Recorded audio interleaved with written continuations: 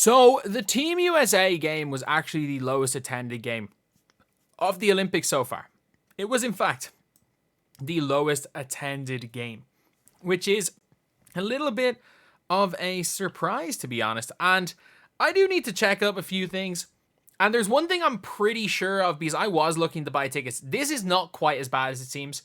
It's not great when you look at the Serbia-Puerto Rico game, having more people in attendance, but that would make sense considering the fact that more people are probably closer to support their home team in Serbia. And also, the sessions are important. It is very important when we're talking about Olympic sessions. Before we get on, if you guys are new to the channel, subscribe. We're trying to hit 25.4k, and this is going to be probably the only video where we're actually going to look in depth on this and not just be like, look, see, there's no viewers when Caitlin Clark is not there. If you don't know about how Olympic tickets are sold, the schedule has not been released that long. It hasn't. And it was very hard. Like, you could get tickets for games expecting to see a certain team.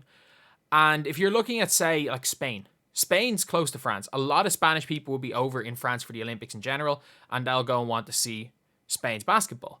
And also, if you're looking at the sessions, so you're seeing, if I'm not mistaken, all three of these were in the one session. Sorry, no, these two are in the one session. So you see Germany versus Belgium and France versus Canada. So you see why they're the exact same. Because if you bought a ticket for one, you got to see both. The 8 p.m. sessions, which were Spain versus Puerto Rico yesterday and USA versus Japan today, was that. And if you're looking at the other sessions today, so Nigeria versus Australia, that was this morning, wasn't it? I'm surprised at how many people were there.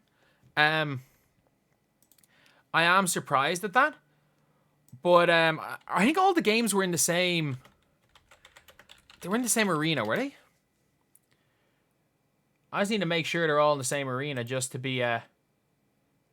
just so that we're 100% accurate on that. But obviously, you can judge it based on the Serbia-Puerto Rico game. And I don't think that it was the most attended game.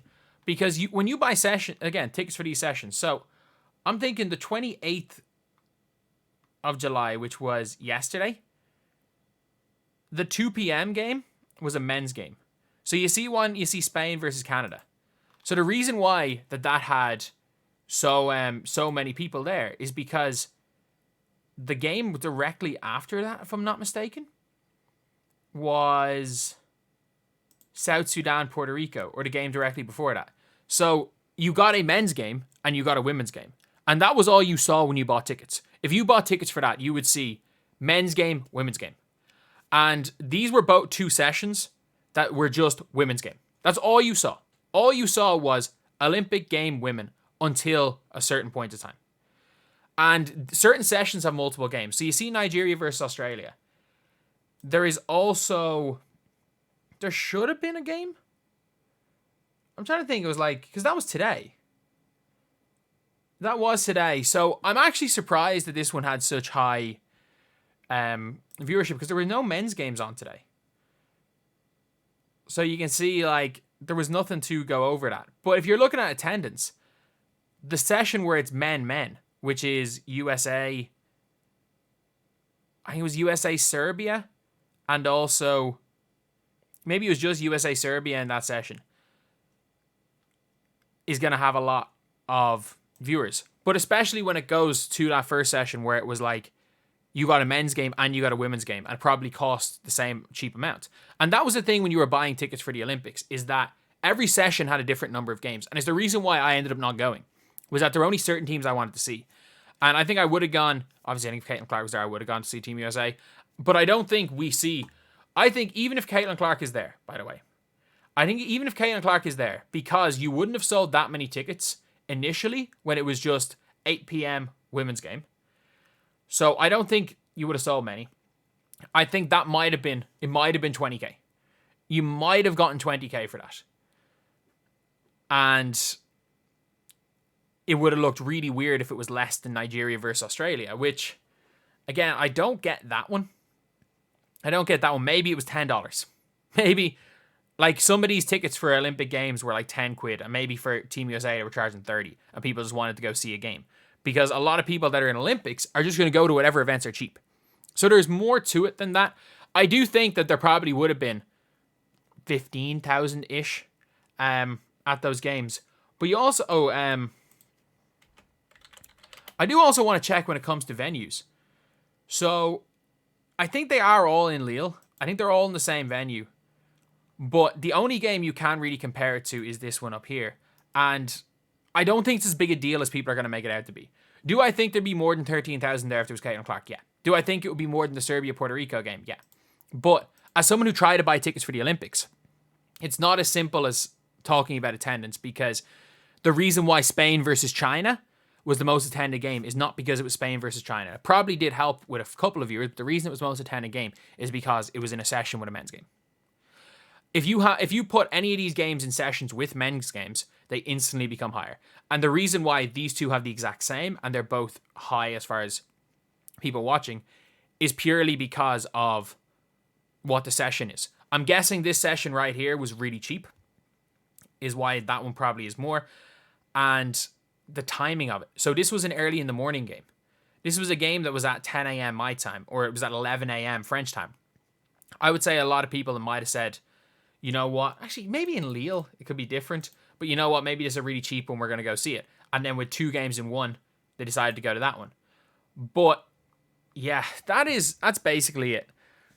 I know it sounds a lot more it sounds very complicated, because it is. I was so confused trying to buy tickets for the Olympics. I was so confused. Like, you don't understand how confused I was. I was trying to buy tickets a couple of months ago. I did not know what was going on. And the reason I didn't go, the main reason I didn't go to the Olympics is I didn't have a freaking clue of what I was buying. I was like, look, I want to go see, if I'm going to the Olympics, I'm going to see Team USA men's. There's no ifs, ands, or buts about it. If I'm going, I'm seeing Team USA men's. And by the time the fixtures were announced, to go see Team USA men's was crazy. But when you were just buying random sessions, it wasn't a crazy amount of it wasn't a crazy price. So what I could see was happening is maybe people saw one women's game. I'm not buying tickets for this, and they might have jacked up the price when they saw Team USA, or like the organizers might have jacked up the price for Team USA. I don't know. Either way, look, I'm seeing people say this is a big own, and I do think they very clearly had less people there without Caitlin Clark. That is obvious. To say that that's not happening is lying to yourselves. It is very, very obvious the Caitlin Clark effect is real, and more people would have been there if Caitlin Clark was playing. But if you know anything about the tickets and the way things were for this Olympics, it's not quite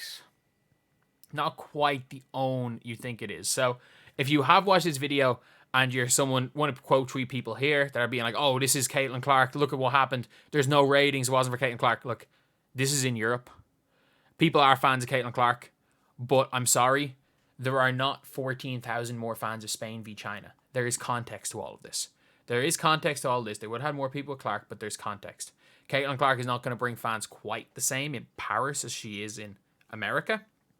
So, yeah, I don't know how relevant that is. If TV ratings come out and they're disastrously bad, cool. Glow it all you want.